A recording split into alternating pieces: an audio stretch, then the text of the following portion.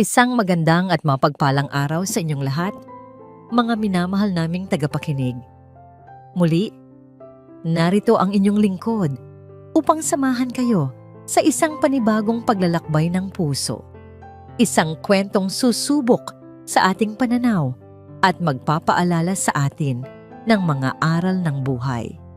Sabi nila, may mga pag-ibig na ipinanganak sa gitna ng karangyaan at mayroon namang isinilang mula sa abo ng kahirapan.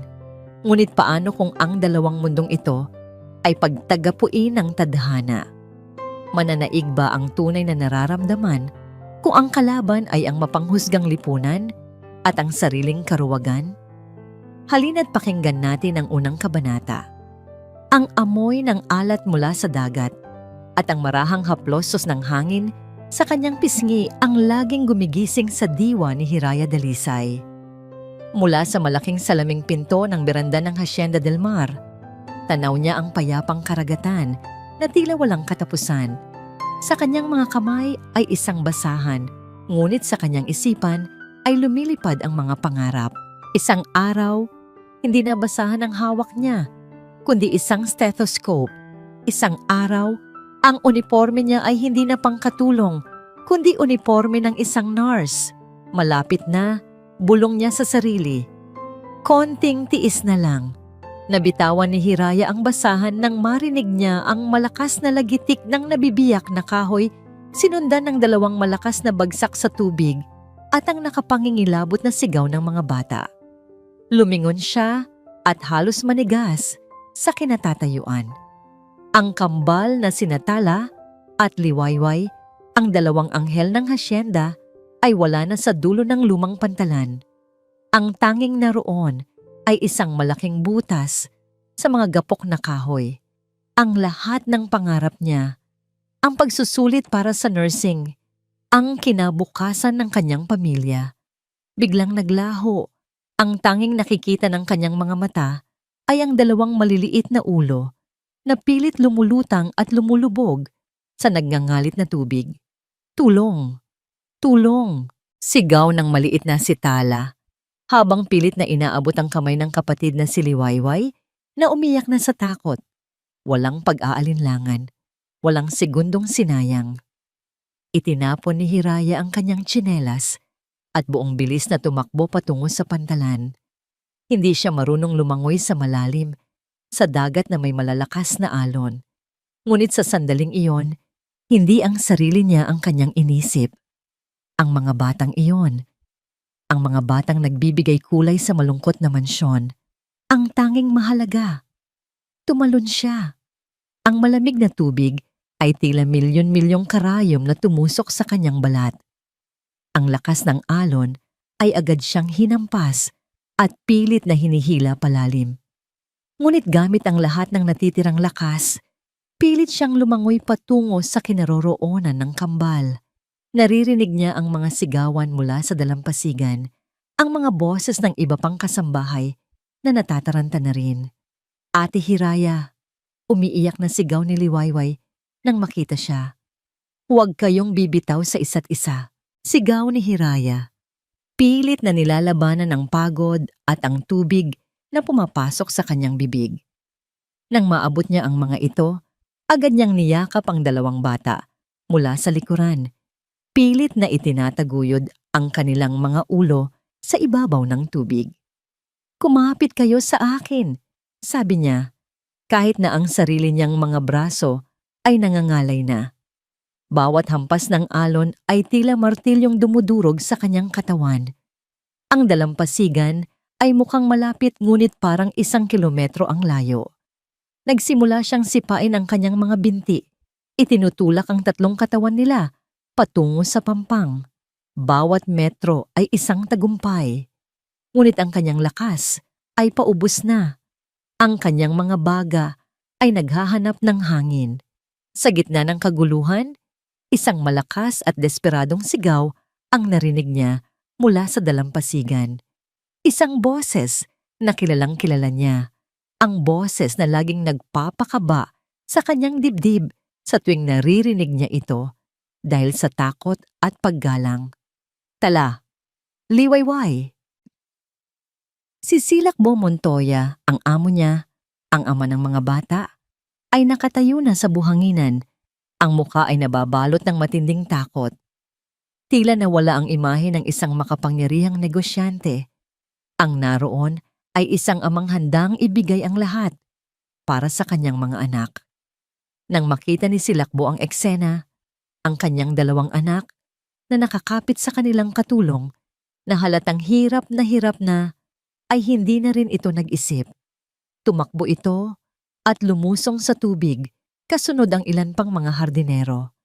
Naramdaman ni Hiraya ang bahagyang pag-asa. Malapit na mga bata, malapit na si Papa ninyo. Bulong niya. Kahit na ang kanyang paningin ay nagsisimula ng manlabo. Ginamit niya ang kanyang huling lakas sa isang malakas na tulak na ibigay niya ang dalawang bata sa mga bisig ng papalapit na hardinero. Nakita niyang ligtas na ang kambal.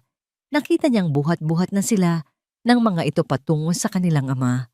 Sa wakas, guminhawa ang kanyang pakiramdam. Ligtas na sila. Ngunit sa kanyang pagpikit, naramdaman niya ang isang malakas na paghila mula sa ilalim. Isang dambuhalang alon ang humampas sa kanya mula sa likuran.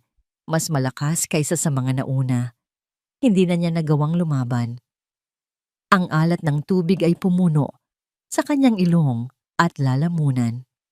Ang liwanag ng araw ay dahan-dahang naglaho, napalitan ng isang madilim at tahimik na kawalan. Ang huling bagay na narinig ng kanyang pandinig bago siya tuluyang nilamon ng karagatan ay ang sigaw ng isang lalaking puno ng pagkasindak. Hiraya! Ang bawat segundo ay parang isang oras. Ang bawat metro ay parang isang milya. Para kay Silakbo Montoya, ang mundo ay bumagal sa isang nakabibinging katahimikan habang hinihila niya ang walang malay na katawan ni Hiraya patungo sa dalampasigan. Ang mukha nitong maputla, ang mga labing kulay ube, ang kawalan ng buhay sa mga mata nito. Bawat detalye ay tila isang kutsilyong humihiwa sa kanyang dibdib. Huminga ka! Gumising ka! Sigaw niya halos wala na sa sarili habang isinasagawa ang CPR na natutunan niya sa isang training seminar. Maraming taon na ang nakalipas. Hindi niya inakala na gagamitin niya ito. Lalo na sa isang taong hanggang kahapon ay isa lamang anino sa kanyang malawak na pamamahay. Sa bawat diin niya sa dibdib nito, sa bawat pag-ihip niya ng hangin sa mga labi nito, iisang tanong ang umuulit sa kanyang isip. Bakit? Bakit niya ginawa iyon?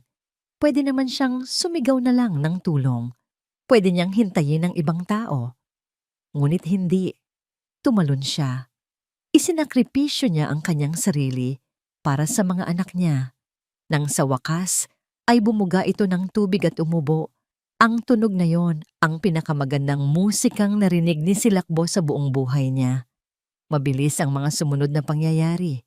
Ang pagdating ng ambulansya, ang pag-iyak ng kanyang kambal na anak, ang pagmamaneho niya patungo sa ospital, ang isip ay blangko, ang puso ay kumakabog ng malakas. Sa pribadong silid ng ospital, tahimik siyang umupo sa tabi ng kama kung saan mahimbing na natutulog si Hiraya. Nakakabitan ito ng IV drip. Sabi ng doktor ay sobrang pagod at kakulangan ng oxygen. Ngunit magiging maayos din ito. Pumasok ang kanyang ama, si Don Isagani, kasama ang kambal. Agad na tumakbo ang mga ito sa kanya. Umiiyak. Papa, si Ate Hiraya po. Sinave niya kami.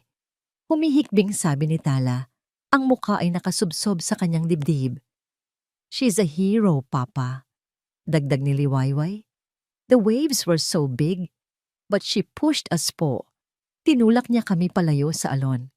Ang bawat salita ng kanyang mga anak ay parang isang dagok sa kanyang konsensya, isang bayani. Ang babaeng ito, na araw-araw niyang nakikita pero hindi naman talaga tinitingnan, ay isang bayani. Para sa kanya, si Hiraya ay parte lang ng mga muebles, isang unipormadong tauhan na naglilinis ng kanyang bahay at naghahain ng kanyang kape.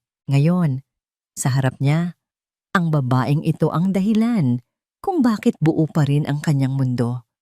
Nang maiwang mag-isa sa silid, dahan-dahan niyang pinagmasdan si Hiraya. Ngayon lang niya napansin ang bahagyang kurba ng mga pilik mata nito, ang nunal sa gilid ng labi, at ang mga kamay nito. Ang mga kamay na nakapatong sa ibabaw ng kumot ay may mga kalyo, mga marka ng pagtatrabaho, mga marka ng buhay na hindi niya kailanman maiintindihan. Tiningnan niya ang sarili niyang mga kamay, malilinis, makikinis, mga kamay na pumipirma lang ng mga tseke at humahawak sa manibela ng mamahaling sasakyan.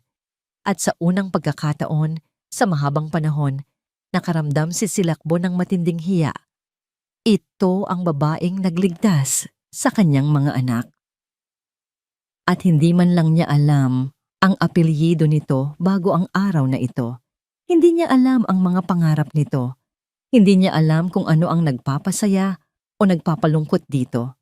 Para sa kanya, isa lang siyang katulong. Isang mahinang ungol ang gumising sa kanya mula sa malalim na pag-iisip. Dahan-dahang iminulat ni Hiraya ang kanyang mga mata. Bahagyang nanlalabo pa. Nang makita siya nito, agad itong napabangon, ngunit pinigilan niya. Huwag kang bumangon. Magpahinga ka. Mahinang sabi ni Silakbo. Ang boses ay kakaiba sa sarili niyang pandinig.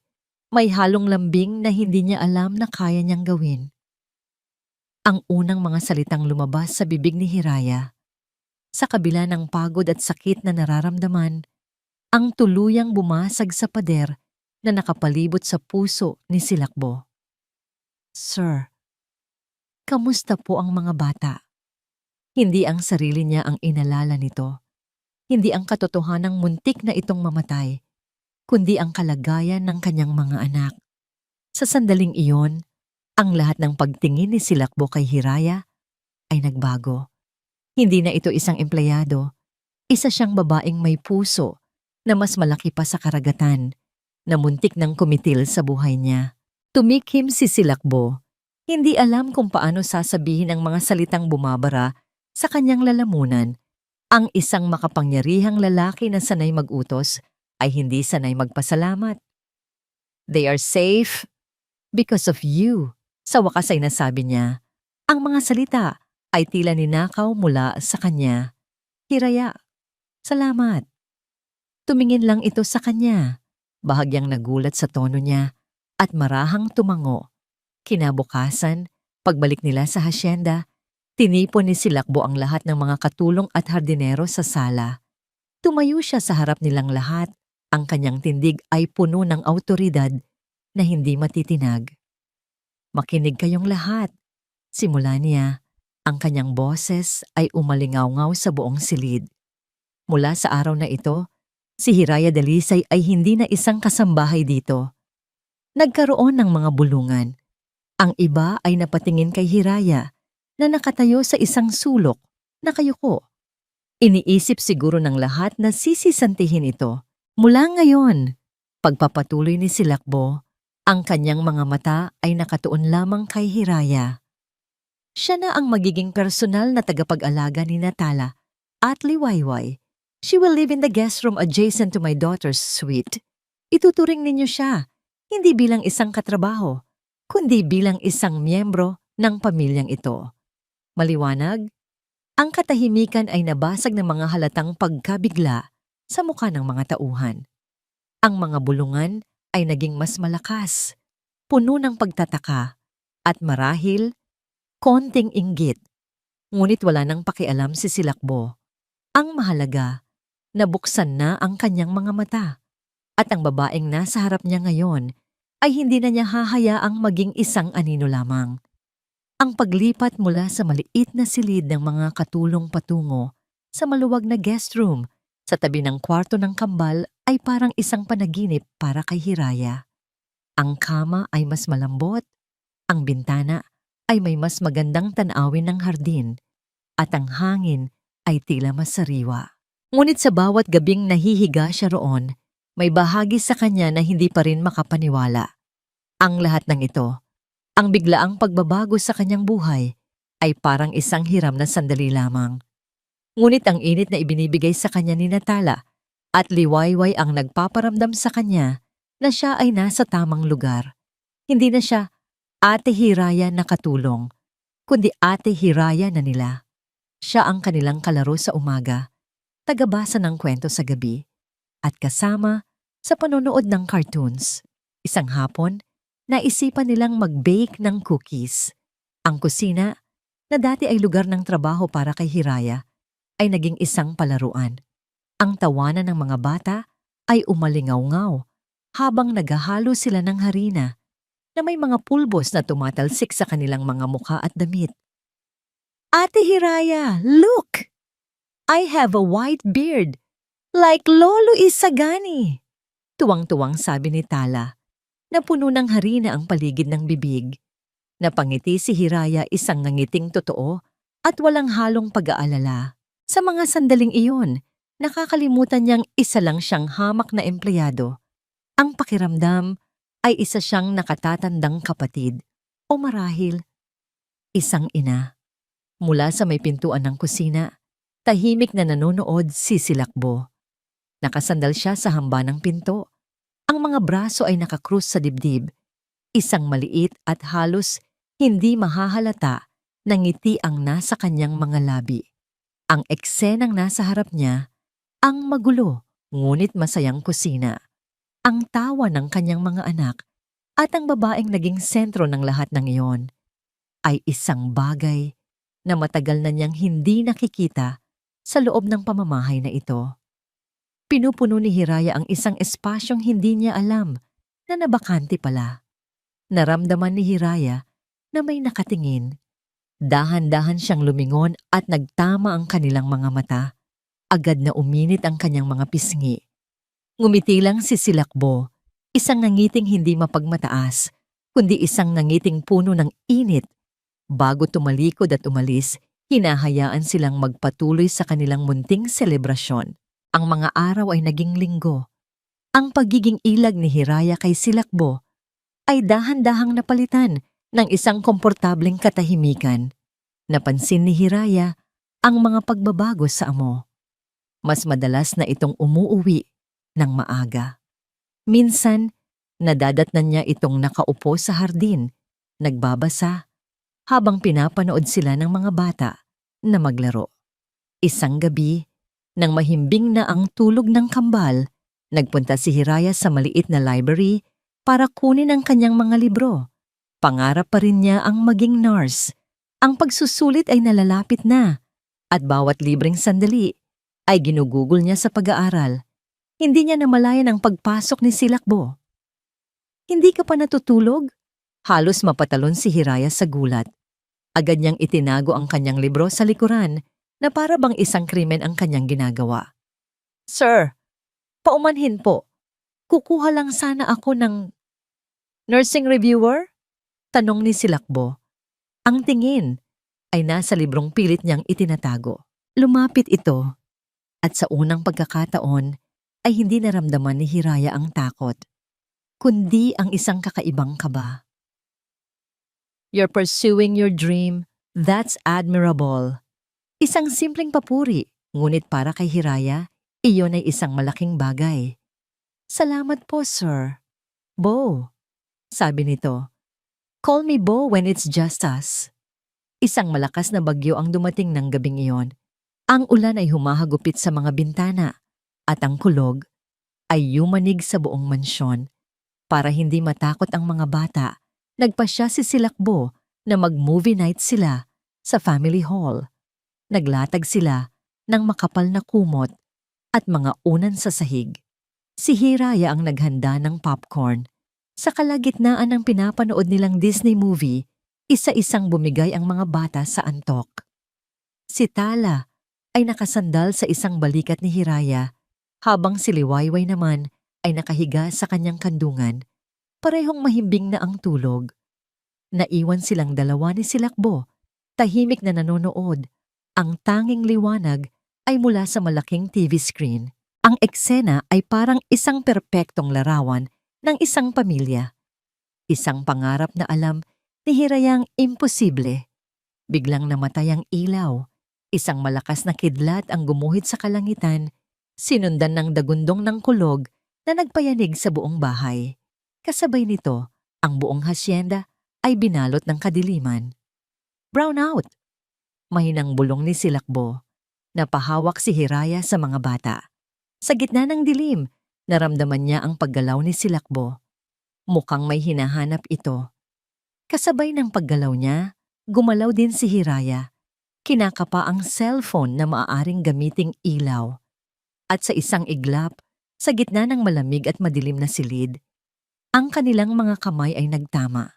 Isang kuryente ang tila gumapang mula sa dulo ng mga daliri ni Hiraya pataas sa kanyang buong braso, dumiretso sa kanyang dibdib kung saan ang puso niya ay biglang tumibok ng sobrang bilis. Ang init ng kamay ni Silakbo ay nanunuot sa kanyang balat. Pareho silang natigilan, walang nagsasalita. Ang tanging maririnig ay ang patak ng ulan sa labas at ang kanilang sariling mga paghinga. Nang biglang bumalik ang mga ilaw, tila sila napaso. Agad na binawi ni Hiraya ang kanyang kamay. Ang muka ay nag-aapoy sa hiya. Hindi siya makatingin ng diretso kay Silakbo na nakatingin din sa ibang direksyon. Bahagyang tumikhim para itago ang sariling pagkailang. Ang katahimikan sa pagitan nila ay mas maingay pa kaysa sa kulog kanina.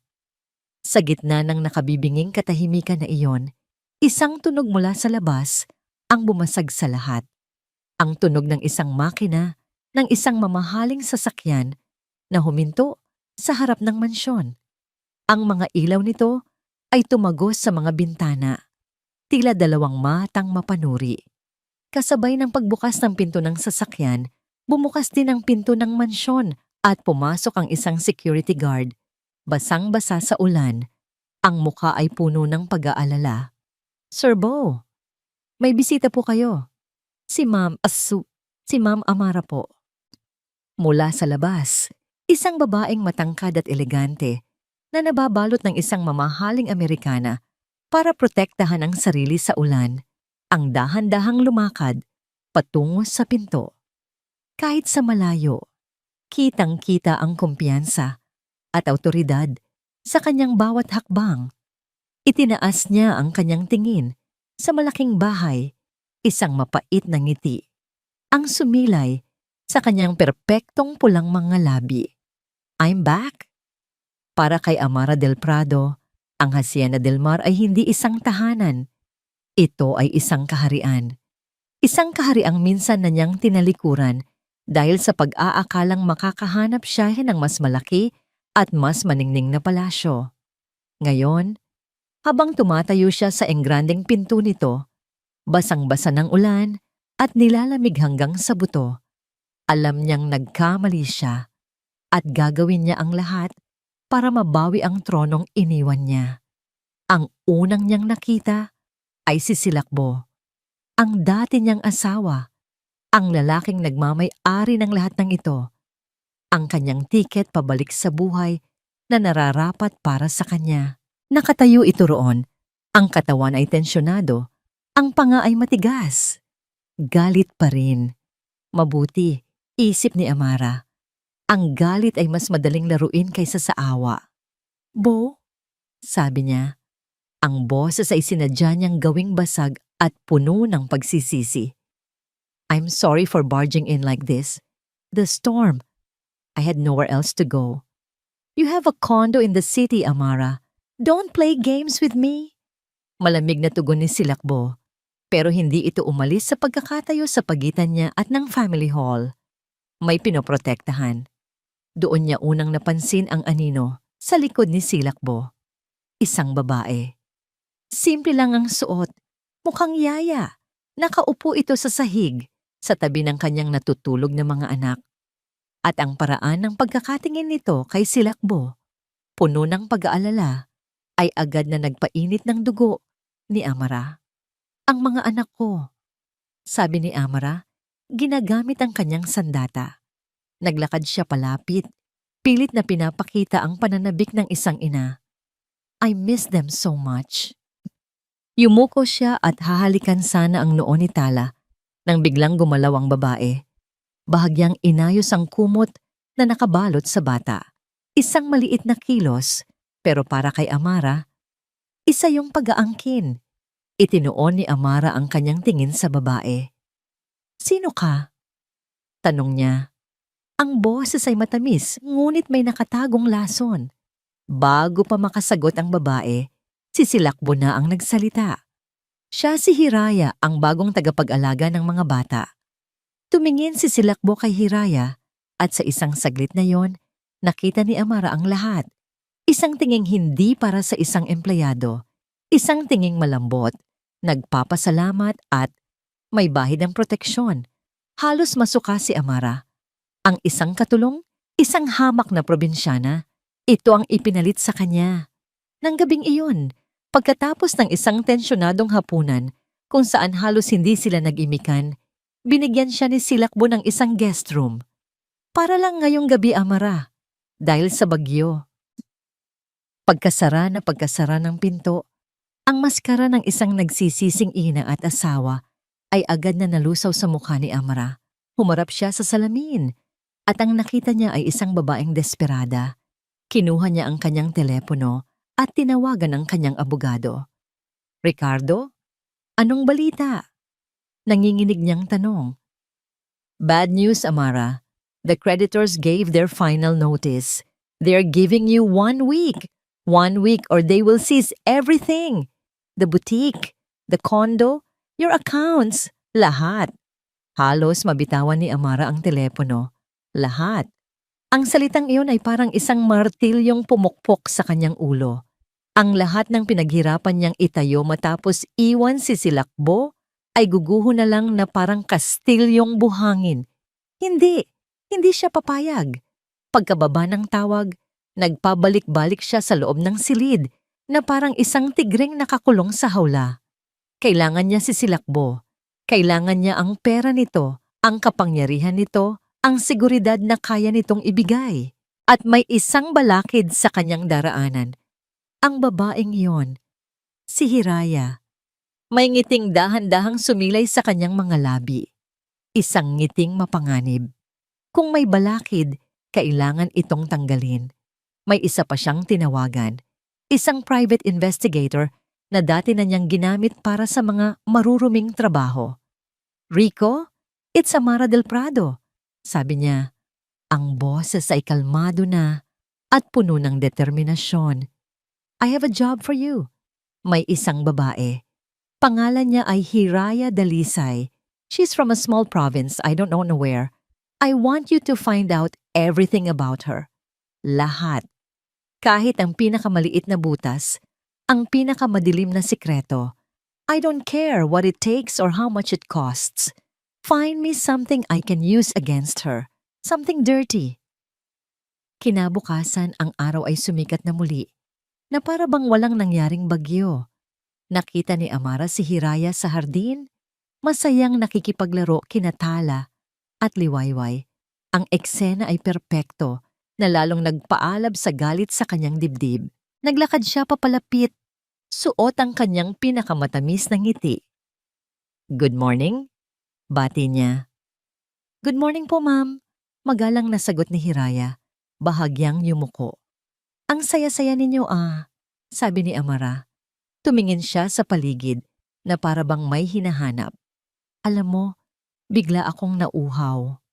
Tumingin siya ng diretso sa mga mata ni Hiraya at buong diin na sinabi, "Yaya, pwede mo ba akong ikuha ng isang basong tubig?" Nakita ni Amara ang bahagyang panginginig sa balikat ni Hiraya. Nakita niya ang sakit na gumuhit sa mga mata nito. Pero sa huli, tumangulang ito. "Opo, ma'am." Habang pinapanood niyang maglakad palayo si Hiraya, isang pakiramdam ng tagumpay ang gumapang sa kalooban ni Amara. Iyon. Doon ka lang nababagay. Sa anino ko. Nang hapon na yon, habang nag-iisa siya sa kanyang silid at pinaplano ang kanyang mga susunod na hakbang, tumunog ang kanyang telepono. Numero ng private investigator. "Hello? Ma'am Amara, may nahanap na ako," sabi ng boses sa kabilang linya. Mabilis, mas mabilis pa sa inaasahan niya. "Good. Tell me." Narinig niya ang pagbuklat ng mga papel sa kabilang linya bago ito nagsalita muli. Ang mga salitang lumabas sa bibig nito ay musika sa pandinig ni Amara. May nahanap akong madilim na sikreto sa probinsya niya.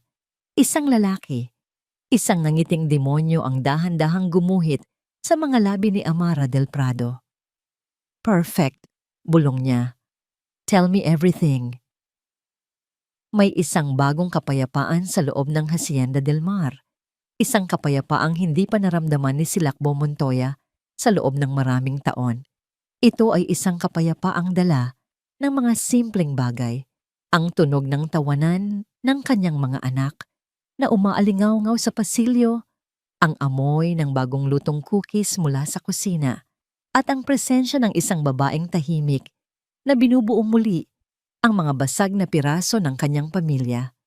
Si Hiraya, habang nakaupo siya sa kanyang opisina, pilit na pinagtutuunan ng pansin ang mga numero sa kanyang computer screen. Ang isip niya ay patuloy na lumilipad pabalik sa eksena kagabi. Ang biglaang pagtama ng kanilang mga kamay sa dilim, ang kuryenteng gumapang sa kanyang balat, ang paraan ng pag-iwas nito ng tingin nang bumalik ang ilaw. Isang bagay sa loob niya ang nagising, isang pakiramdam na matagal na niyang ibinaon, isang pakiramdam na ipinagbabawal niya sa kanyang sarili. Ang pagdating ni Amara ay parang isang baldeng, malamig na tubig na ibinuhos sa kanyang ulo, isang paalala ng komplikadong mundo kung saan siya nabibilang. Isang mundong may mga panuntunan, isang mundong hindi basta-basta pinaghahalo ang amo at ang empleyado. Pumasok si Amara sa kanyang opisina nang hindi kumakatok. Isang ugali nito na kinaiinisan niya. May dala itong isang tasa ng kape. I made you coffee, Bo. Just the way you like it.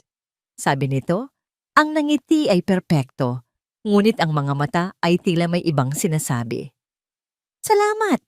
Tipid niyang sagot. Hindi inaalis ang tingin sa computer. Nagkunwari itong may inaayos sa isang estante ng libro. Bigla, aksidente! Nitong nabitawan ang dala nitong handbag. Ang mga laman nito ay kumalat sa sahig. Oh, I am so clumsy! Sabi nito. Agad na yumuko para pulutin ang mga gamit.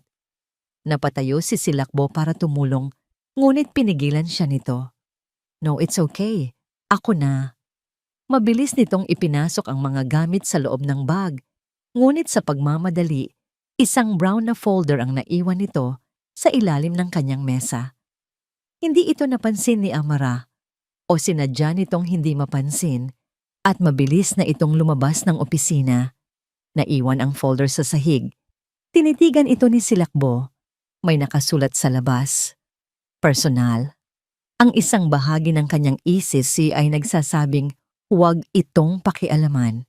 Ngunit ang kuryosidad at marahil isang masamang pangitain ang nag-udyok sa kanya na damputin ito. Pagbukas niya ng folder, ang unang tumambad sa kanya ay isang litrato. Isang litratong malabo. Tila kinunan mula sa malayo. Si Hiraya. Nakatalikod ito, kausap ang isang lalaki sa may kanto ng isang kalye sa probinsya. May inaabot na sobre ang lalaki kay Hiraya. May kasunod pang mga litrato. Si Hiraya na nakaupo kasama ang lalaki sa isang simpleng kainan. Si Hiraya na may kausap sa telepono habang palihim na sumusukulyap sa paligid. Ang bawat kuha ay malabo. Ngunit kapag pinagsama-sama, bumubuo ito ng isang kwentong nakakabahala. Sa ilalim ng mga litrato ay may mga kopya ng bank statement, isang bank account na nakapangalan kay Hiraya Dalisay. Nakita niya ang sunod-sunod na malalaking cash deposit sa loob ng nakalipas na taon. Bawat isa ay may kasamang malabong deskripsyon. Ang mga halaga ay hindi tumutugma sa sweldo ng isang simpleng kasambahay. Biglang bumukas ang pinto. Pumasok si Amara, ang mukha ay nagpapakita ng pagkataranta. Oh my God, Bo! My folder! Nakita mo ba? Nang makita nito ang folder sa kamay ni Silakbo, ang pagkataranta nito ay napalitan ng pagkagulat. Oh no! Nakita mo? Ano ito, Amara? Tanong ni Silakbo. Ang boses ay mababa at puno ng panganib. Wala iyan, Bo. It's private investigation stuff. May kaibigan lang akong humingi ng tulong. Pagsisinungaling nito. Bakit narito ang pangalan at mga litrato ni Hiraya? Giit niya. Napabuntong hininga si Amara. Umupo sa silya sa harap niya at ipinakita ang mukha ng isang taong labis na nag-aalala. Okay, fine. I was worried, Bo, nag-aalala ako para sa mga bata. Kaya, nagtanong-tanong ako tungkol sa kanya. At ano ang nalaman mo? May mga bulong-bulungan sa probinsya nila. Malungkot na sabi ni Amara. May reputation daw siya. Tungkol sa mga lalaki, sa pera. Nang makita ko ang mga yan, ayokong maniwala. Baka nagkakamali lang sila. That's why I didn't want to show you. Baka mali ang interpretasyon ko. Ang bawat salita ni Amara ay isang patak ng lason na dahan-dahang kumakalat sa isip ni Silakbo. Ang imahe ni Hiraya na buong tapang na sumagip sa kanyang mga anak ay biglang nagsimulang magbago. Ang mga kalyo sa kamay nito na dati ay simbolo ng dignidad ay ngayon ay tila naging simbolo ng pagsasamantala. Ang kwetdim niyang nakatago, ang pagiging mapanghusga, ang paniniwalang ang mga taong tulad ni Hiraya ay laging may motibo, ay nagising. Mas madali para sa kanyang isipan na tanggapin na si Hiraya ay isang manloloko kaysa tanggapin na siya. Si Silakbo Montoya ay nahuhulog sa isang simpleng katulong. Buong araw, pinanood niya si Hiraya. Bawat kilos nito ay binibigyan niya ng ibang kahulugan. Nang makita niya itong ngumiti habang may kausap sa telepono at lumabas sa hardin para sa privacy, ang dati inosenteng kilos ay naging isang kahina-hinalang gawain. Sino ang kausap niya? Ang lalaki ba sa litrato? Nang maghain ito ng hapunan, ang dating paghanga niya sa kasipagan nito ay napalitan ng pagdududa. Ang kabaitan bang ito ay totoo? O parte ng isang mas malaking plano? Ang pakikitungo niya ay naging malamig. Hindi na niya ito tinitingnan sa mata. Ang mga sagot niya ay naging matipid at formal. Naramdaman ito ni Hiraya. Nakita niya ang kalituhan at sakit sa mga mata nito sa tuwing magsasalubong sila, ngunit lalo lang nitong pinatigas ang puso niya. Magaling siyang umarte, sabi ng isang boses sa kanyang isipan. Nang gumabi, umupo si Silakbo sa kanyang madilim na opisina. Ang folder ay nakabukas pa rin sa kanyang mesa na parang isang hatol. Ang init na naramdaman niya kagabi ay napalitan ng isang nagyayelong galit. Galit sa sarili dahil sa muntik na siyang magpaloko at galit sa babaeng pinagkatiwalaan niya. Kinuha niya ang intercom na konektado sa mga silid ng buong bahay. Pinindot niya ang buton para sa guest room. Ang kanyang boses, nang lumabas ito, ay walang emosyon, malamig at mapanganib. Hiraya, pumasok ka sa opisina ko. May kailangan tayong pag-usapan. Ang bawat hakbang ni Hiraya patungo sa opisina ni Silakbo ay tila isang paglakad sa isang walang katapusang pasilyo. Ang kanyang puso ay kumakabog ng malakas, hindi dahil sa takot, kundi dahil sa matinding kaba at pagkalito. Mula nang dumating si Amara, nagbago ang lahat. Ang init sa mga mata ni Bo ay napalitan ng lamig. Ang kanyang boses ay naging formal. At ang kanyang presensya ay tila isang pader na hindi niya kayang abutin. Ano ang mali? Ano ang nagawa niya? Kumatok siya ng marahan. Sir, pinapatawag niyo po ako. Pumasok ka. Malamig na sagot ni Silakbo. Dahan-dahan niyang binuksan ang pinto. Bumungad sa kanya ang opisina. Malaki, elegante, at puno ng kapangyarihan. Nakaupo si Silakbo sa likod ng kanyang malaking mesa. Ang mga mata ay nakatingin ng matalim sa kanya. Sa mesa, may nakalatag na isang brown folder. Hiraya, sabi ni Silakbo. Walang bakas ng emosyon sa kanyang boses. Umupo ka. Umupo si Hiraya sa silya sa harap niya Ang mga kamay ay magalang na nakapatong sa kanyang kandungan. Ang lamig sa hangin ay hindi lang dahil sa aircon, may bumabalot sa silid na mas mabigat kaysa sa temperatura. Marami tayong pag-uusapan, patuloy ni Silakbo, at ibinagsak niya ang folder sa mesa, sapat upang mag-ingay at mapatalon si Hiraya. Kumalat ang mga litrato at papel. Ipaliwanag mo ito. Lumaki ang mga mata ni Hiraya nang makita ang mga laman ng folder. Mga litrato niya. Mga bank statement. Ang mga larawang iyon. Malabo, ngunit malinaw na siya, ay nagpakaba sa kanya. Sino ang kumuha ng mga iyon? Bakit?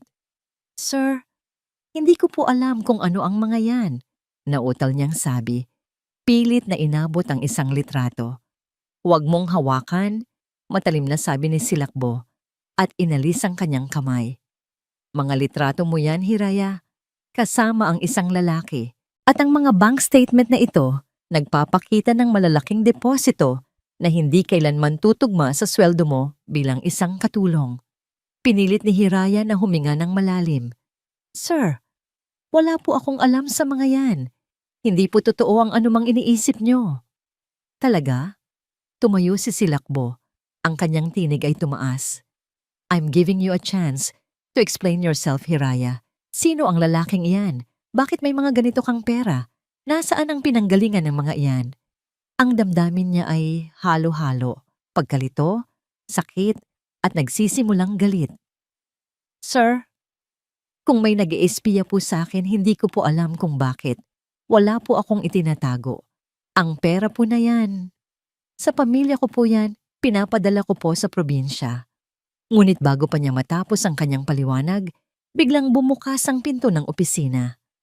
Pumasok si Amara, ang kanyang mukha ay puno ng pekeng awa. Ngunit ang mga mata nito ay kumikislap sa tagumpay. Sa likuran niya, may sumunod pang isang lalaki. Naglakad ito ng dahan-dahan, ang mga mata ay nakatuon lamang kay Hiraya. Ang kanyang mga hakbang ay tila bawat isa ay humihila sa nakabaon na nakaraang pilit na kinakalimutan ni Hiraya. Habang papalapit ito, dahan-dahang gumuhit ang isang nangiti sa labi ng lalaki. At nang tuluyan itong makatayo sa harap niya, ang mundo ni Hiraya ay biglang bumagsak siya. Ito ang lalaki mula sa kanyang nakaraan. Ang lalaking pinagkatiwalaan niya. Ang lalaking sumira sa kanyang tiwala at nagpahiya sa kanyang pamilya. Si Daniel, ang lahat ng dugo sa kanyang katawan ay tila umakyat sa kanyang ulo. Nanlamig ang kanyang mga kamay, nanginginig ang kanyang buong katawan. Hindi siya makagalaw, hindi siya makapagsalita. Ang mga alaala ng nakaraan, ang mga pangako, ang mga kasinungalingan, ang matinding sakit ng pagtataksil ay biglang bumalik, mas matindi pa kaysa dati.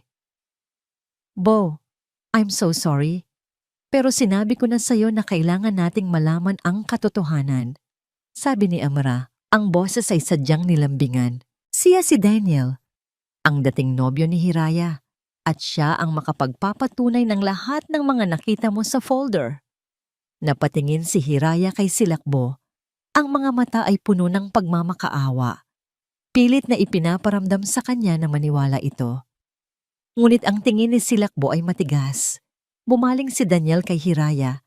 Ang ngiti nito ay puno ng panunuya. Hiraya, hindi ko akalain na magkikita pa tayo rito.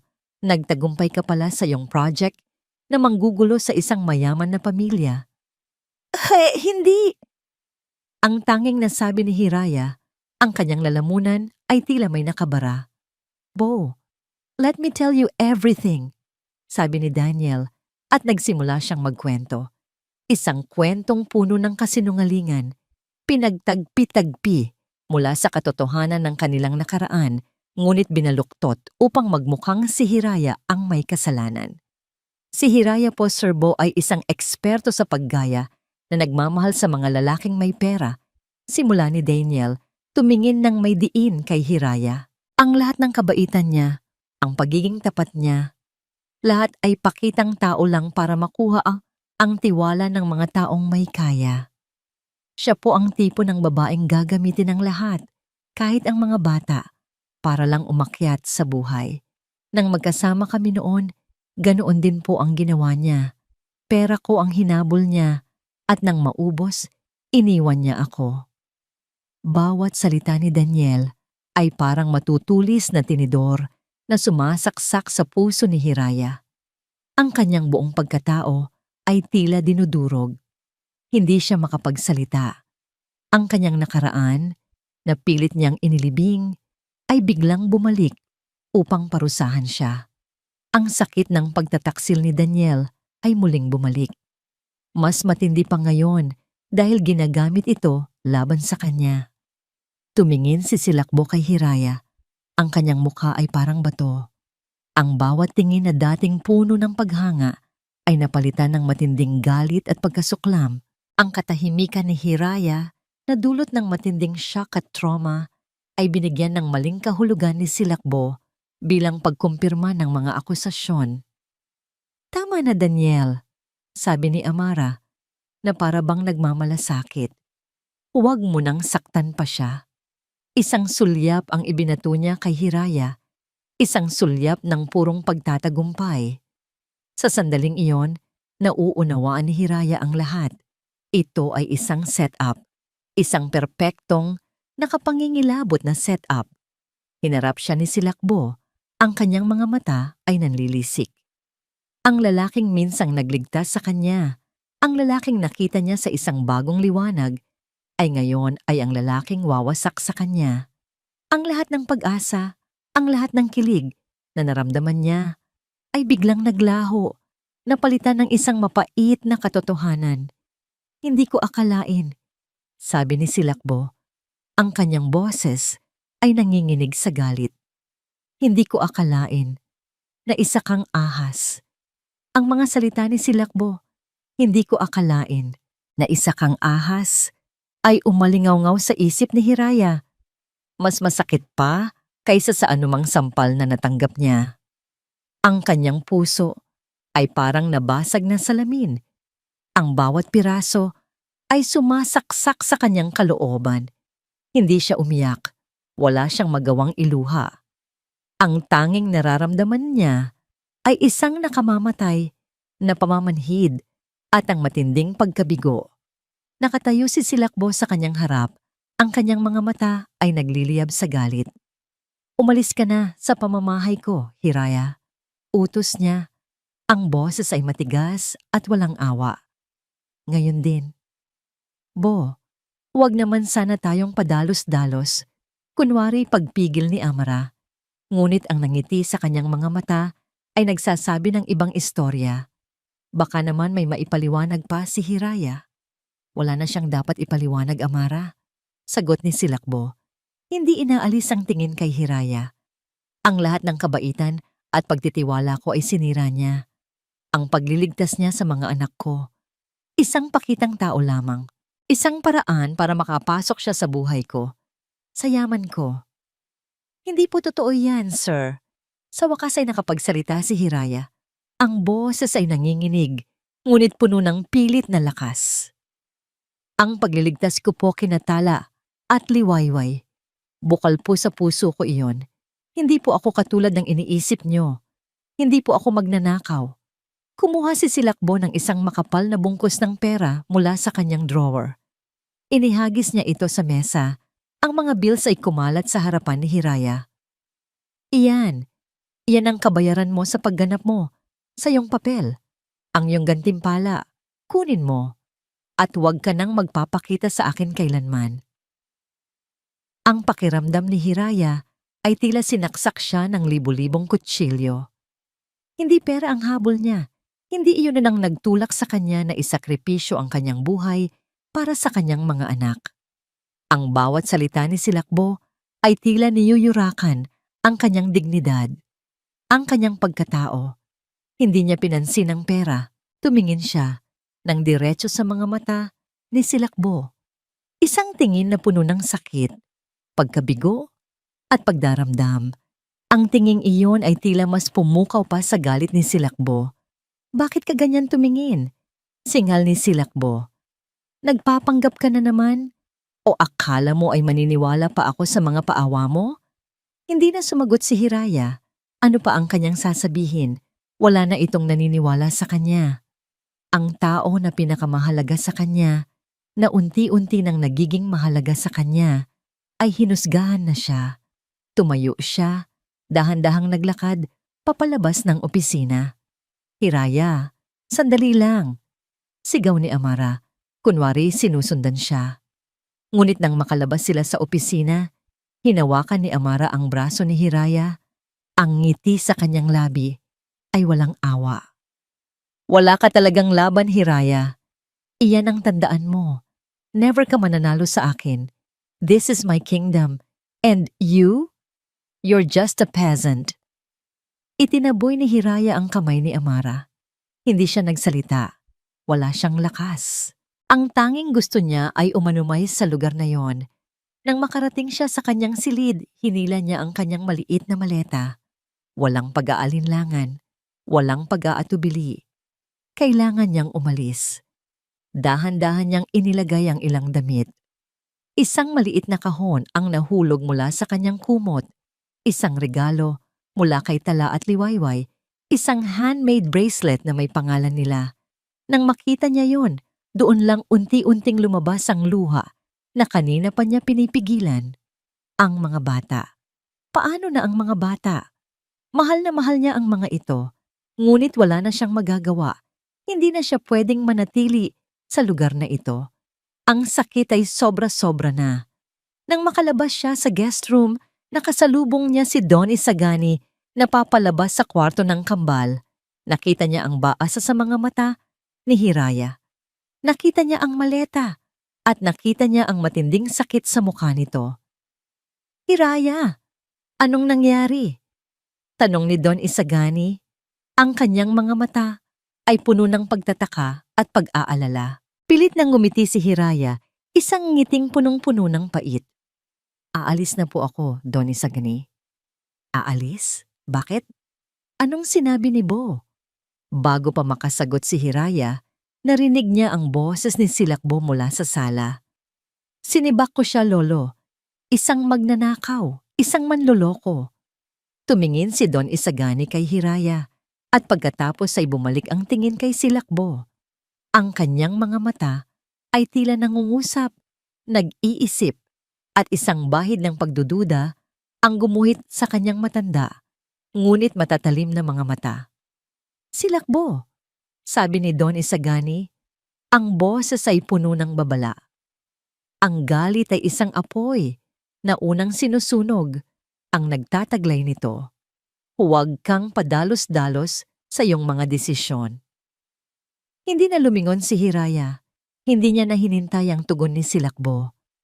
Humakbang siya palabas ng pinto at ang ulan ay bumuhos ng malakas na para bang kasabay ng pagtangis ng kanyang puso.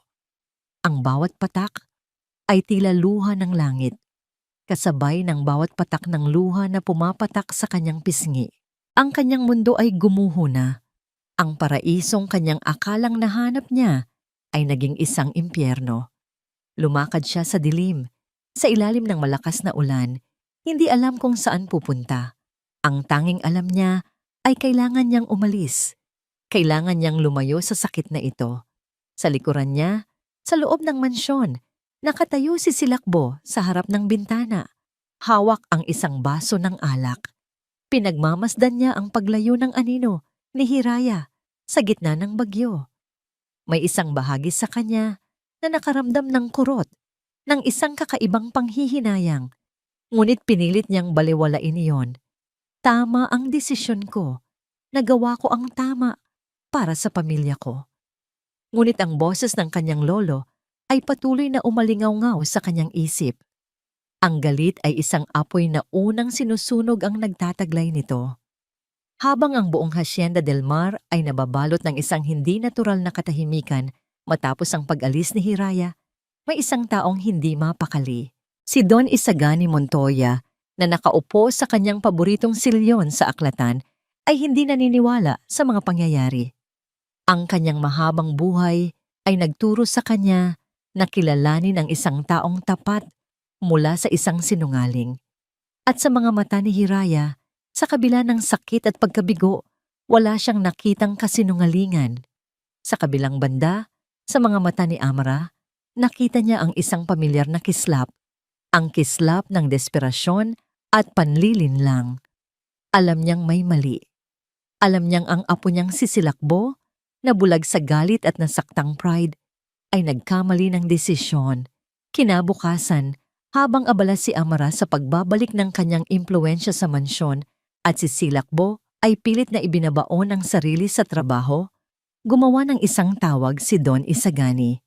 Isang tawag sa isang matalik na kaibigan, isang retiradong general na ngayon ay may-ari ng isa sa pinakamahusay na private investigation agencies sa bansa.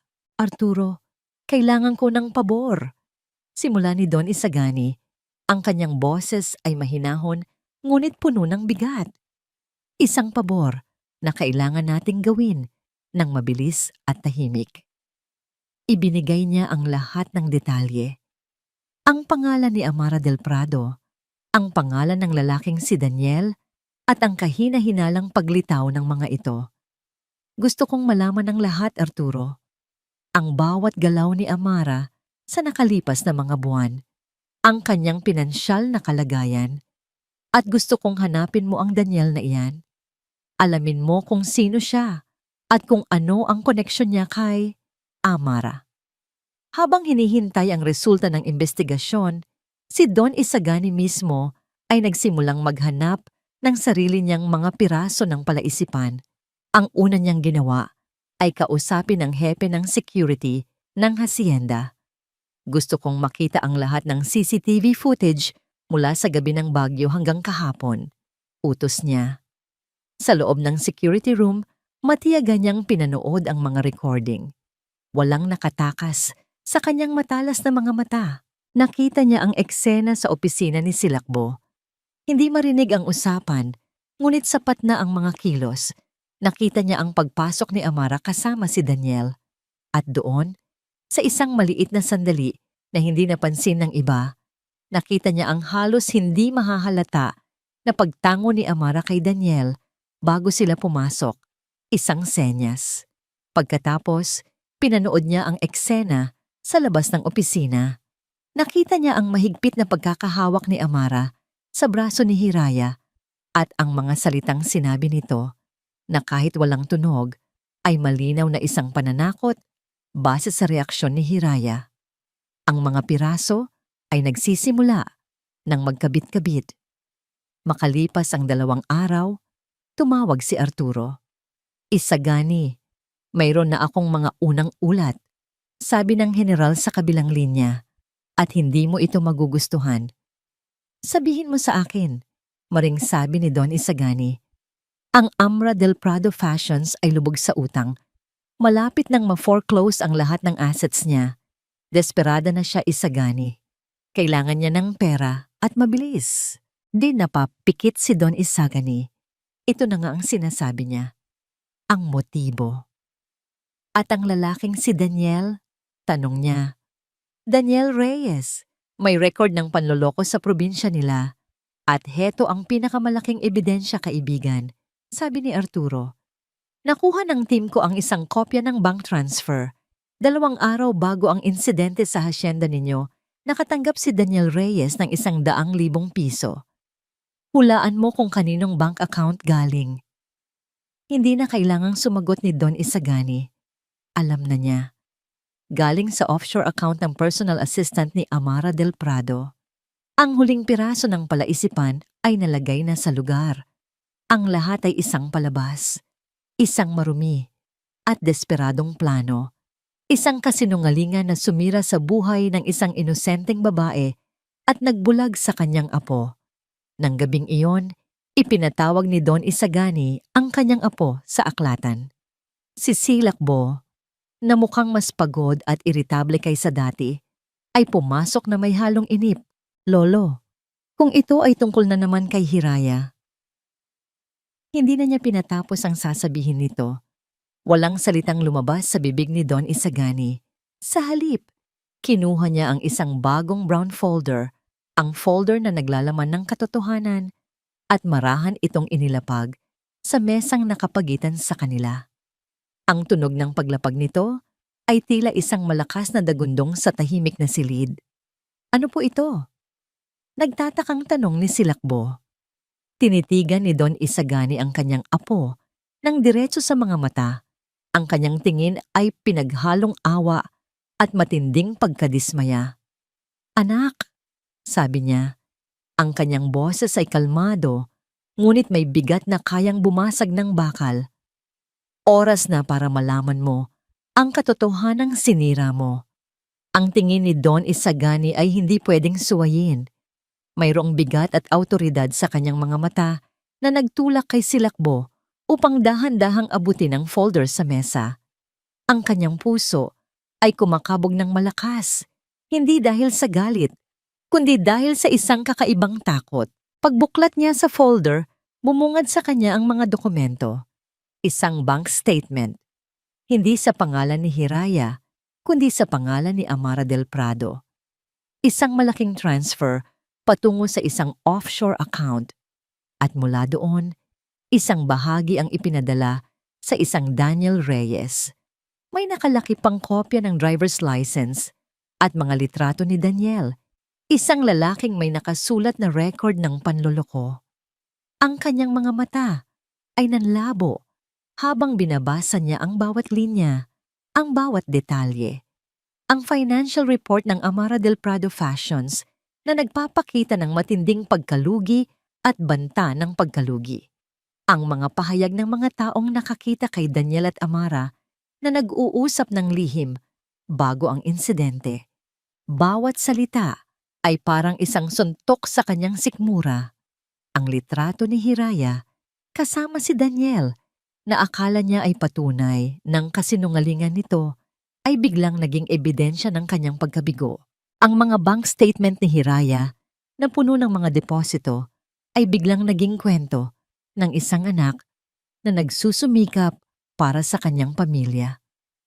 Isang matinding pagdududa ang gumapang sa kanyang isip, unti-unting lumalaki, hanggang sa ang lahat ay naging malinaw na katotohanan. Ang lahat ay isang kasinungalingan, isang malaking, nakapangingilabot na kasinungalingan. At siya ang nagpaloko, siya ang umasta na tagahatol. Muling bumalik ang alaala. Ang mga matang puno ng sakit ni Hiraya nang ilabas niya ang pera. Ang kanyang katahimikan na binigyan niya ng maling kahulugan. Ang panginginig ng kanyang mga kamay.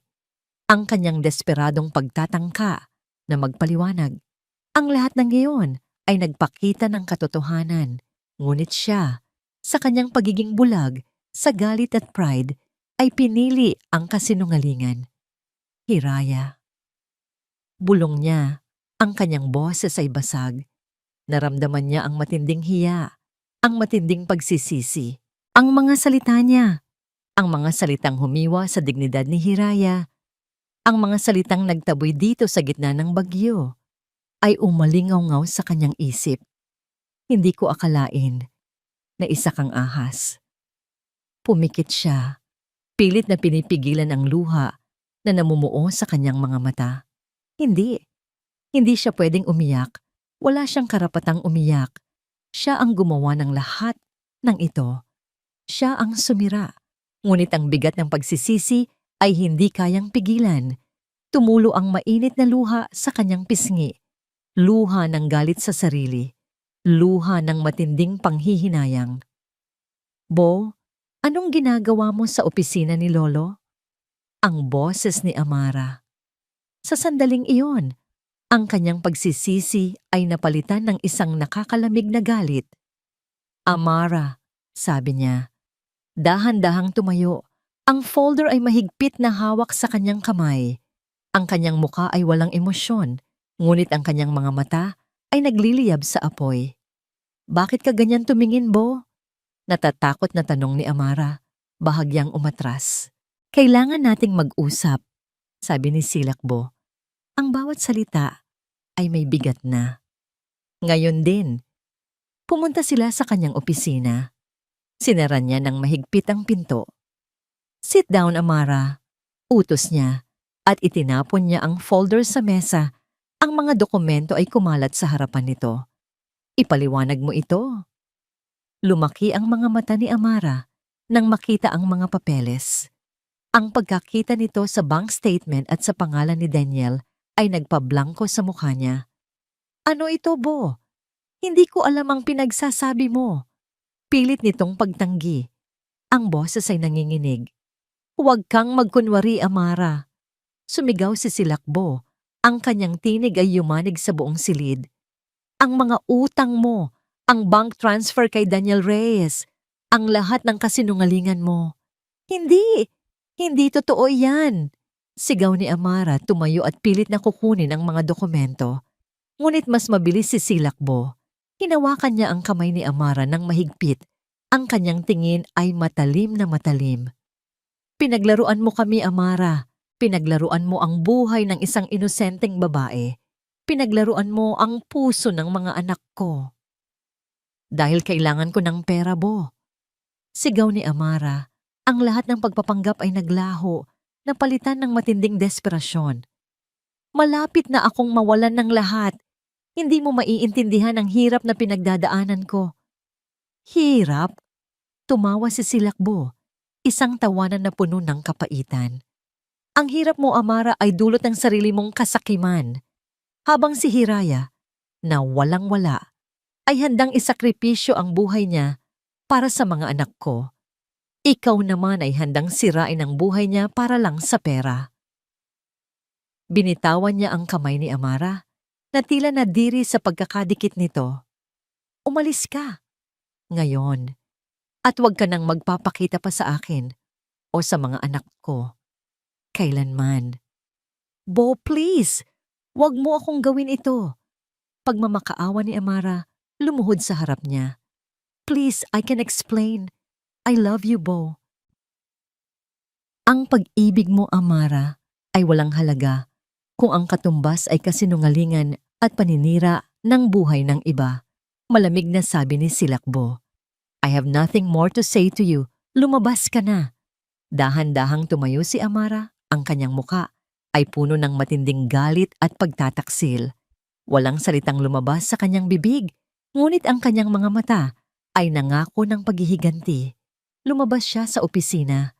Ang tunog ng kanyang mga takong ay umalingaw-ngaw sa tahimik na pasilyo bago tuluyang nawala. Naiwan si Silakbo na mag-isa sa kanyang opisina. Ang kanyang puso ay mabigat at puno ng pagsisisi. Tumayo siya at lumapit sa malaking bintana. Tinitingnan ang dilim sa labas. Si Hiraya. Nasaan siya ngayon? Ano ang nangyari sa kanya matapos niyang itaboy ito? Ang imahe ng kanyang mga anak na umiiyak at nagsasabing, Ate Hiraya saved us, ay muling bumalik. Ang alaala ng kamay ni Hiraya na humawak sa kanya sa dilim. Ang lahat ng yon ay nagdulot ng matinding sakit sa kanya. Nagawa niya ang pinakamalaking pagkakamali sa kanyang buhay. At ngayon, kailangan niyang hanapin si Hiraya.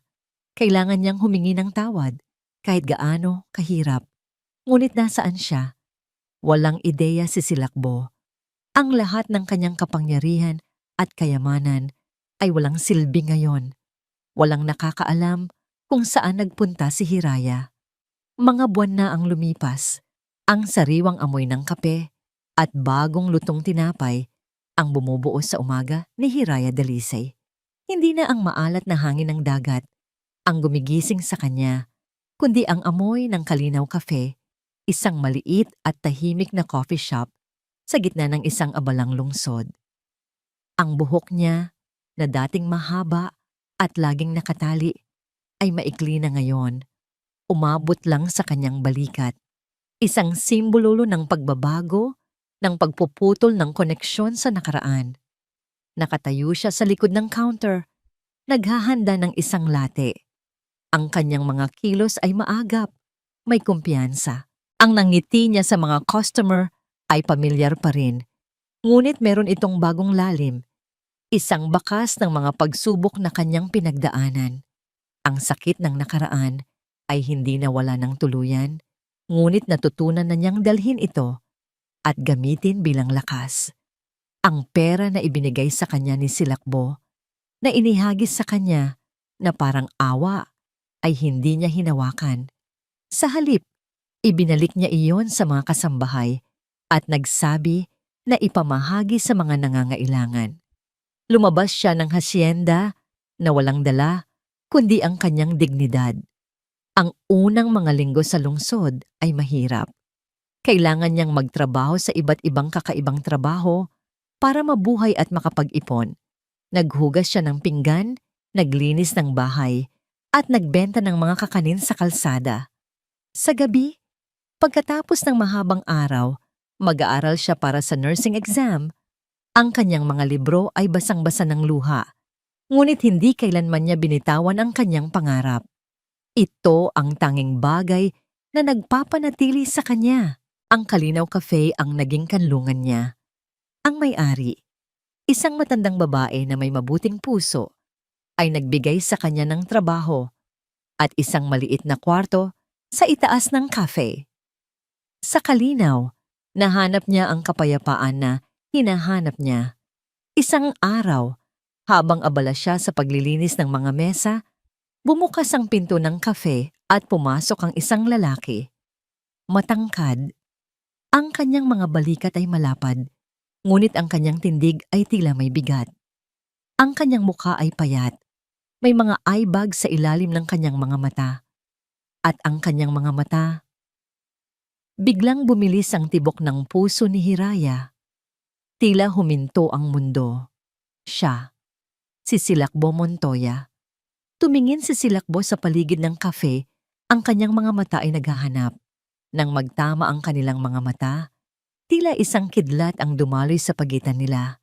Ang dating makapangyarihang negosyante ay ngayon ay mukhang nawawala at naghahanap. Ang kanyang mga mata ay puno ng pagod at sakit. Hindi umimik si Hiraya. Hindi siya gumalaw. Naghintay siya. Si Silakbo naman ay natigilan. Para itong nakakita ng multo, lumakad ito papalapit. Ang bawat hakbang ay tila mabigat, puno ng pag-aatubili. Ang dating kumpiyansa nito ay naglaho. Hiraya, mahinang tawag nito. Ang kanyang boses ay tila isang bulong. Sir Bo, formal na sagot ni Hiraya. Ang boses ay kalmado, kahit na ang puso niya ay nagwawala. Ang awkwardness sa pagitan nila ay makapal, sapat para mahawakan. Wala nang galit sa mga mata ni Hiraya, kundi isang halo ng pagkalito, pagkabigo, at isang pader na mahirap gibain. Nahanap din kita, sabi ni Silakbo. Ang kanyang mga mata ay nananatiling nakatitig sa kanya. Bakit po kayo narito? Tanong ni Hiraya. Walang bahid ng pag-iimbita. Gusto kong humingi ng tawad, diretsong sabi ni Silakbo. Ang kanyang mga balikat ay bahagyang bumaba. Alam ko na ang lahat. Nagkamali ako. Sobrang nagkamali ako. Naging bulag ako sa galit at pride. Naiwang tahimik si Hiraya. Hinintay niya ang mga salitang ito. Ngunit nang sa wakas ay marinig niya. Hindi niya alam kung ano ang kanyang mararamdaman. Ang sakit ay malalim pa rin. Nagdusa po ako, Sir Bo, mahinang sabi ni Hiraya. Ang kanyang tingin ay nakatuon sa tasa ng kape na hawak niya. Maraming gabi po akong umiyak. Hindi alam kung saan kukunin ang lakas para bumangon kinabukasan. Ang dignidad ko po ay niyurakan niyo. Alam ko, sagot ni Silakbo. Ang kanyang tinig ay puno ng pagsisisi. At iyon ang pinagsisisihan ko ng sobra. Gusto kong itama ang lahat. Gusto kong humingi ng tawad, Hiraya. Please. Tumingin si Hiraya sa kanya. Ang kanyang mga mata ay hindi na nagpapakita ng dating pagiging inosente. May matinding kalungkutan, ngunit meron ding lakas. Hindi na po ako ang Hiraya na umalis sa hasyenda niyo, Sir Bo, sabi niya. Ang kanyang boses ay matatag. Ang Hiraya na yon ay mahina. Ang Hiraya na yon ay madaling lokohin. Pero ngayon, Natuto na po ako. Kaya ko na pong tumayo sa sarili kong mga paa. Umorder si Silakbo ng kape at umupo sa isang sulok ng kafe. Hindi niya ginulo si Hiraya. Hinayaan niya lang itong magtrabaho. Oras-oras habang umiinom siya ng kanyang kape, pinagmamasdan niya si Hiraya. Nakita niya ang bawat ngiti nito sa mga customer, ang bawat galaw nito na puno ng bagong kumpiyansa. Nakita niya ang isang Hiraya na mas matibay, mas maganda, at mas malaya. Kinabukasan, naroon na naman siya. At sa susunod na araw, at sa susunod pa, araw-araw, darating si Silakbo. Uupo sa parehong sulok, iinom ng kape, at tahimik na magmamasid kay Hiraya. Hindi siya nagsasalita, hindi siya nangungulit. Tila ba pinipilit niyang ipakita sa pamamagitan ng kanyang presensya ang kanyang pagsisisi at pagbabago. Isang hapon, habang nag-e-examine si Hiraya sa isa sa kanyang mga reviewer para sa nursing, dumating ang isang courier. May dala itong isang sealed envelope para sa kanya. Binuksan niya ang sobre, ang kanyang puso ay kumakabog. Sa loob ay isang sulat na may opisyal na logo. Binuksan niya ito at binasa. Congratulations, Hiraya Dalisay. You have been accepted into the pangalan ng nursing school for the upcoming semester. Napakapit si Hiraya sa sulat. Ang kanyang mga mata ay nanlalaki sa gulat at tuwa. Ang kanyang pangarap, ang pangarap na muntik nang mamatay sa gitna ng unos ng nakaraan. Ngayon, nagkaroon ito ng katuparan. Ang bawat pagod, ang bawat luha na iniligay niya sa pag-aaral, ang lahat ng pagsasakripisyo, lahat ay may bunga. Napatingin siya kay Silakbo na nakaupo sa sulok, nakatingin sa kanya ng may isang maliit na ngiti, isang ngangiting puno ng pag-asa, hindi ng pag-aangkin. Sa mga nakaraang linggo, ang tahimik na presensya ni Silakbo ay naging bahagi na ng kanyang pang-araw-araw na buhay. Hindi siya nagsasalita, hindi siya nangungulit, pero naroon siya, araw-araw, umiinom ng parehong kape at hinahayaan siyang magtrabaho, mag-aral at maging siya. Hindi na ito ang aroganteng amo na kayang maghulog ng pera sa kanyang mukha. Ito ay isang lalaking tahimik na naghihintay, nagbabayad ng utang sa pamamagitan ng presensya nito. Ang kanyang puso ay kumabog ng mabilis, hindi lang dahil sa balita mula sa paaralan. Isang bahagi ng kanyang puso ang tila nagsasabing, "Ito na ba? Ang simula ng lahat?" Ngunit ang isa pang bahagi ay nagtanong, "Handa na ba ako?" Matagal siyang nakatingin kay Silakbo, na tila naghihintay ng kanyang reaksyon. Nakita niya ang sinseridad sa mga mata nito, ang tunay na pagsisisi. Ngunit ang sugat na iniwan nito ay malalim pa rin.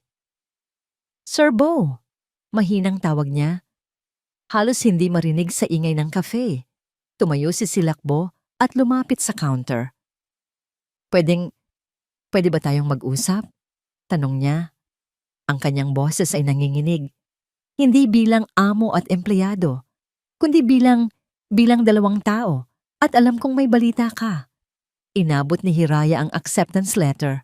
Kinuha ito ni Silakbo, at nang mabasa niya ang laman, isang ngiti ang sumilay sa kanyang mga labi. Isang ngiti na puno ng tuwa para sa kanya. "Congratulations, Hiraya," sabi niya. Ang kanyang boses ay tila may halong pag-asa. "Alam kong makukuha mo ito." Ngunit hindi pa rin siya sumagot. Ang kanyang isip ay naglalakbay. Ang pangarap niyang maging nurse ay malapit na niyang abutin. Ito ang kanyang bagong simula, ang kanyang bagong Hiraya. Ito ang pagkakataon niyang muling buuin ang kanyang buhay sa sarili niyang mga kondisyon. Naramdaman niya ang init ng mga mata ni Silakbo na nakatitig sa kanya. Naramdaman niya ang matinding kagustuhan nitong bumalik sa kanyang buhay. Ngunit ang tanong ay hindi na kung karapat-dapat ba si Silakbo sa kanyang pagpapatawad. Ang tanong ay, karapat-dapat ba siya sa bagong Hiraya na ito?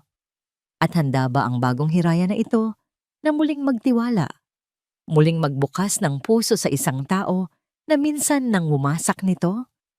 Ang kanyang buhay ay nasa isang bagong sangandaan. Ang kanyang pangarap ay malapit na niyang abutin.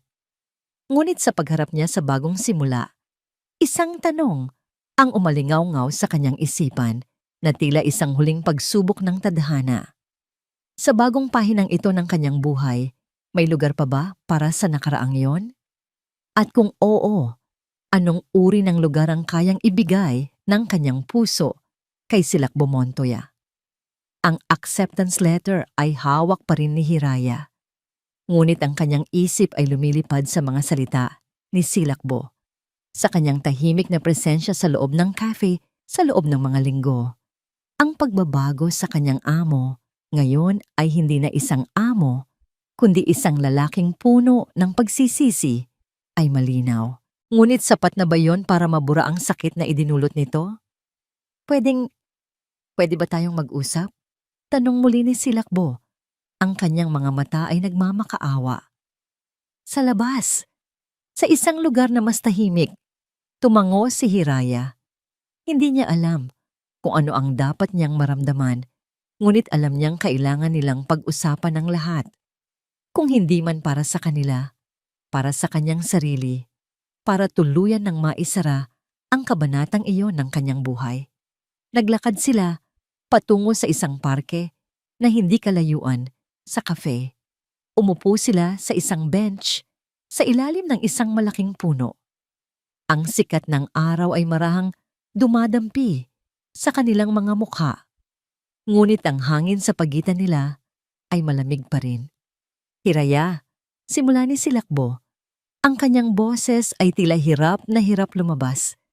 Alam kong hindi ko na maibabalik ang nakaraan.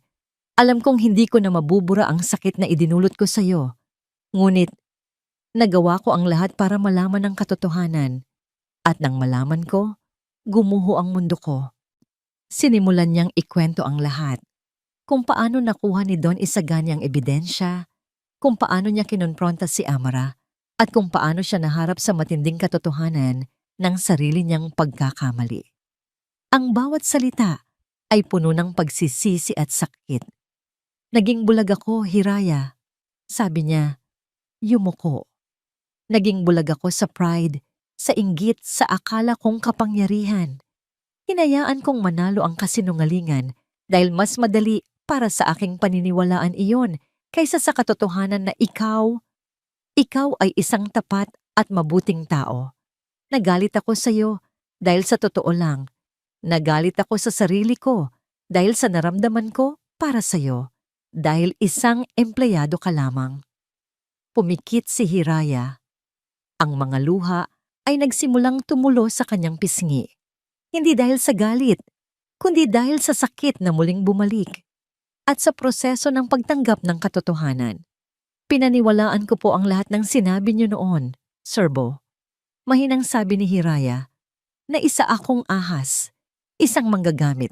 Maraming gabi po akong nagtanong sa sarili ko kung bakit nangyari iyon sa akin.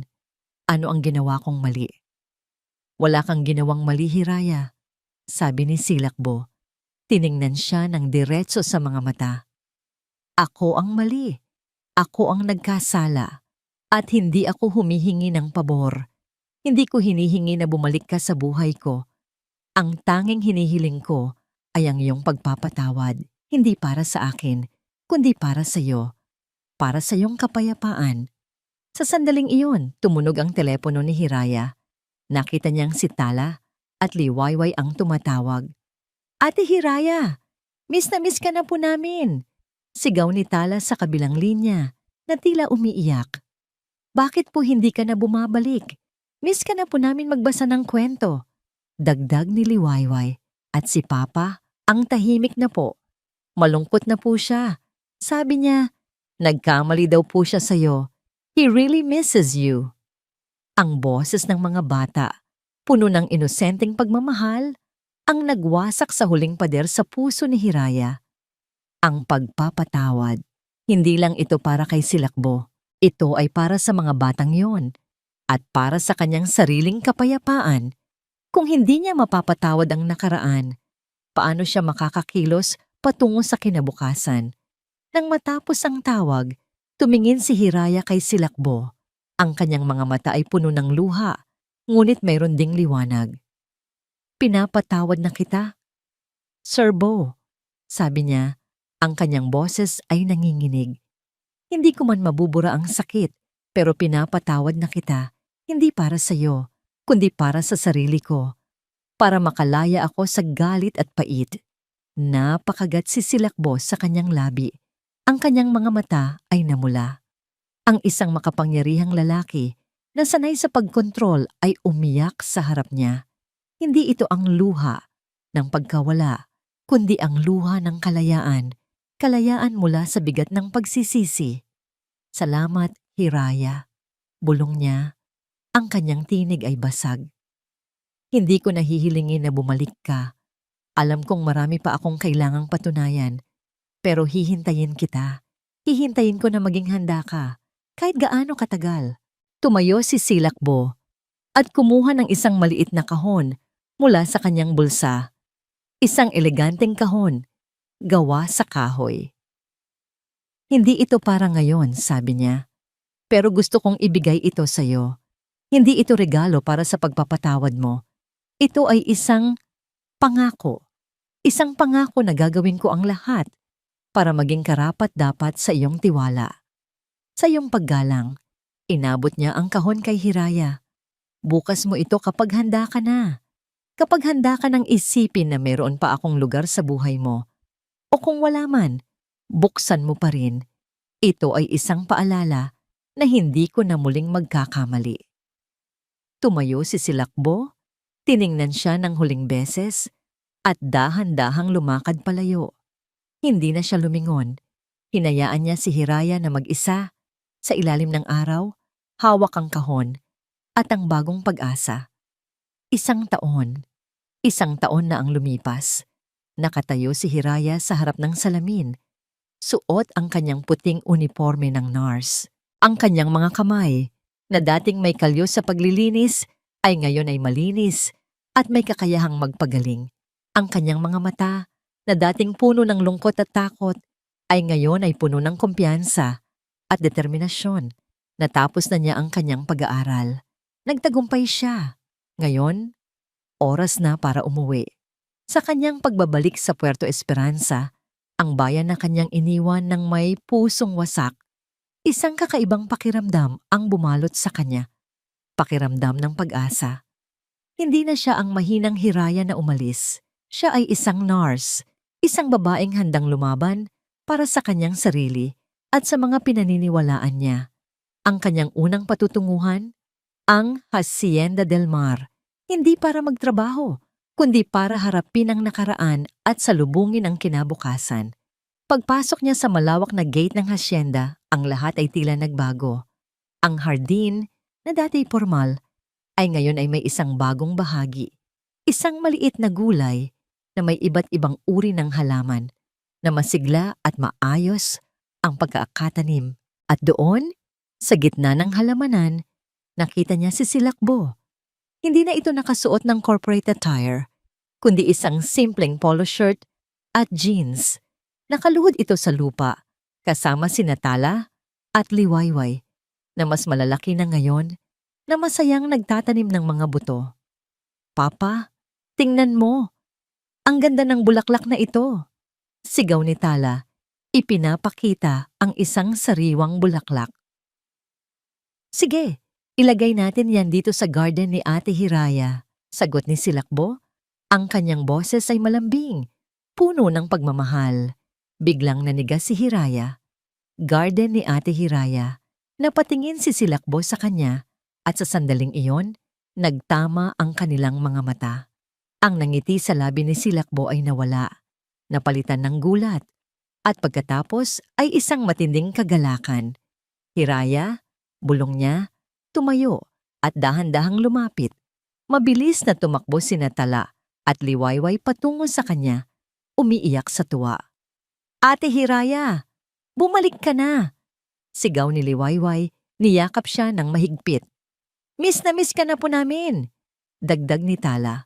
Yumuko si Hiraya at niyakap ang kambal. Ang mga luha ay tumulo sa kanyang mga pisngi. Ang pakiramdam ng pagmamahal mula sa mga bata ay nagbigay sa kanya ng kapayapaan. Nang tumayo siya, nakita niya si Silakbo na nakatayo na sa harap niya. Ang kanyang mga mata ay puno ng pag-asa. "Hiraya," sabi niya. Ang kanyang boses ay nanginginig. "Bumalik ka." "Bumalik ako," sagot ni Hiraya. Ang kanyang ngiti ay totoo. "Bumalik ako para sa sarili ko at para sa mga pangarap ko." Naalala niya ang kahon na ibinigay sa kanya ni Silakbo. Ang kahon na nanatiling sarado sa loob ng 1 taon. Dahan-dahan niya itong inilabas mula sa kanyang bag at binuksan. Sa loob ay hindi isang mamahaling alahas, kundi isang maliit na susi at isang piraso ng papel. Binasa niya ang nakasulat sa papel. Isang tanda ng pagbabago, isang pangako ng paglilingkod. Ito ang susi sa isang munting klinika na itinayo ko para sa mga nangangailangan sa Puerto Esperanza. Sa pangalan ng iyong ina, ito ay para sa iyo, Hiraya, upang matupad mo ang iyong pangarap at matulungan ng iba. Sana isang araw, ang klinika na ito ang maging simula ng ating bagong kwento. At sa ilalim ng sulat, mayroong isang singsing, isang simpleng singsing, ngunit kumikinang sa sinseridad. Tumingin si Hiraya kay Silakbo. Ang kanyang mga mata ay puno ng luha. Hindi na siya umiyak dahil sa sakit, kundi dahil sa pag-ibig at pag-asa. Nakita niya ang isang lalaking hindi na mayabang, hindi na mapagmataas. Nakita niya ang isang lalaking natuto ng magmahal gamit ang kanyang puso. Lumuhod si Silakbo sa harap niya, sa gitna ng hardin na puno ng bagong buhay. "Hiraya Dalisay," sabi niya. Ang kanyang boses ay nanginginig, ngunit puno ng pag-asa. Kinuha niya ang kamay ni Hiraya na tila nagmamadali, ngunit maingat. "Noon, hinusgahan kita. Pinaniwalaan ko ang kasinungalingan at sinira ko ang iyong dignidad. Ngayon, sa harap ng mga anak natin at sa harap ng hardin na ito na simbolo ng pagbabago, gusto kong itama ang lahat." Hawak niya ang singsing. "Hindi ko ito ibinibigay sa iyo dahil sa utang na loob. Ibinibigay ko ito sa iyo dahil mahal kita, Hiraya. Mahal ko ang iyong puso, ang iyong tapang, ang iyong pagmamahal sa mga anak ko, at ang iyong pananampalataya sa kabila ng lahat. Binuksan mo ang aking mga mata sa tunay na kahulugan ng pag-ibig, ng kapayapaan, at ng pagiging isang ama at isang lalaki. Will you do me the honor of being my wife? Will you be the mother of Tala and Liwayway and the partner in this new life, in our Puerto Esperanza?" Napatakip si Hiraya sa kanyang bibig. Ang kanyang mga luha ay patuloy na umaagos. Ang lahat ng sakit, ang lahat ng pait, ang lahat ng nakaraang bagyo ay tila naglaho, napalitan ng isang mainit at nakapupusong liwanag. Hindi ito ang paghingi ng tawad. Ito ay ang pag-ibig na matagal na niyang hinintay, ngunit hindi niya inakalang darating. Tumingin siya sa mga mata ni Silakbo na puno ng sinseridad. Tumingin siya sa mga mata ni Natala at Liwayway na puno ng pag-asa. At doon, sa gitna ng kanilang munting hardin, sa gitna ng mga bulaklak na sumisimbolo sa bagong simula, nakita niya ang lahat ng kanyang pangarap na nagkakatotoo. Hindi lang ang pagiging nurse, kundi ang magkaroon ng isang pamilya, isang tahanan na puno ng tunay na pag-ibig. "Opo, Bo," sabi niya. Ang kanyang boses ay basag, ngunit puno ng kagalakan. "Opo, papakasalan kita." Isang malakas na sigawan ng tuwa ang narinig mula kina Tala at Liwayway. Tumayo si Silakbo, ang kanyang mukha ay nagliliwanag. Isinuot niya ang singsing sa daliri ni Hiraya at pagkatapos ay niyakap siya ng mahigpit. Isang yakap na puno ng pagpapatawad, pag-asa at walang hanggang pag-ibig. Ang lahat ng pait ng nakaraan ay natunaw sa sandaling iyon. Ang Hacienda del Mar na dating simbolo ng kanyang pagdurusa ay ngayon ay naging tahanan na ng kanyang bagong pamilya.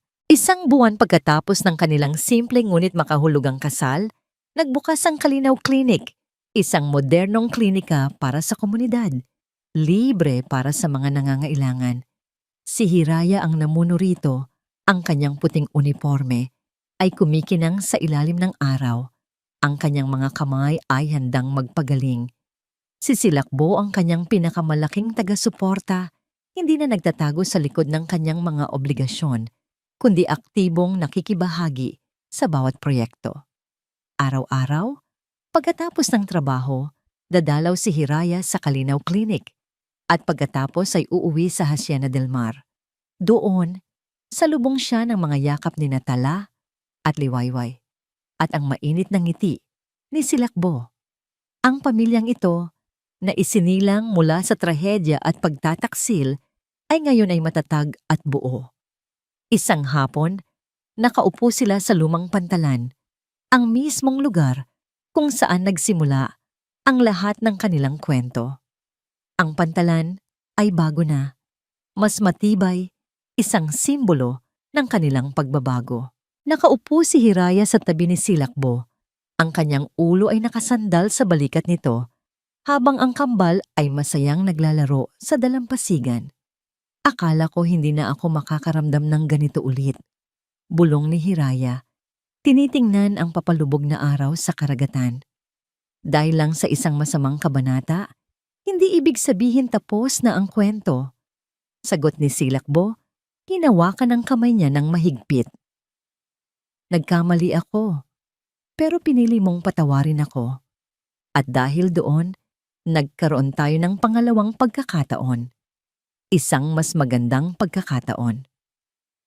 Ngayon, ang dagat na minsan ay sumira sa kanilang buhay ay tila kumikinang sa liwanag ng pag-asa na parabang nagpapaalala sa kanila na kahit ang pinakamalakas na alon ay kayang paglabanan kung mayroong pag-ibig at pagpapatawad. Ang Puerto Esperanza, na dating isang simpleng pangalan ng bayan, ay ngayon ay naging totoo. Ang kanilang Benkang Hivong, mga minamahal naming tagapakinig, ang kwento ni Hiraya at Silakbo ay nagpapaalala sa atin na ang tunay na pag-ibig ay hindi nakikita ng mata o ng posisyon sa buhay, kundi ng puso. Ito ay nagtuturo sa atin na ang pagpapatawad ay hindi lang para sa taong nagkamali, kundi para sa sarili nating kapayapaan. At gaano man kalalim ang sugat na idulot ng nakaraan, laging may pag-asa para sa isang bagong simula, para sa isang mas matibay at mas tunay na pag-ibig, basta't pipiliin nating magmahal ng may buong katapatan at pag-unawa. Maraming salamat po sa inyong pagsubaybay sa kwentong ito. Sana po ay tumatak sa inyong mga puso ang bawat kabanata at nagbigay ito sa inyo ng inspirasyon at aral. Ibahagi po ninyo sa comment section ang inyong mga saloobin. Ano po ang pinakapaborito ninyong bahagi? Sino po ang pinakapaborito ninyong karakter? At ano po ang gusto ninyong maging tema ng susunod nating audio drama? Hindi dito nagtatapos ang ating paglalakbay. Marami pa pong kwentong kasing ganda at mas puno ng aral dito sa aming channel. Kung nagustuhan nyo ang kwentong ito, i-like, i-share sa pamilya at mga kaibigan at mag-subscribe na rin para lagi kayong updated sa mga susunod pa naming kwento. I-click nyo ang notification bell para kayo ang unang makarinig kapag may bago kaming upload. Pagpalain po kayo ng Panginoon, kayo at ang inyong buong pamilya. Hanggang sa muli!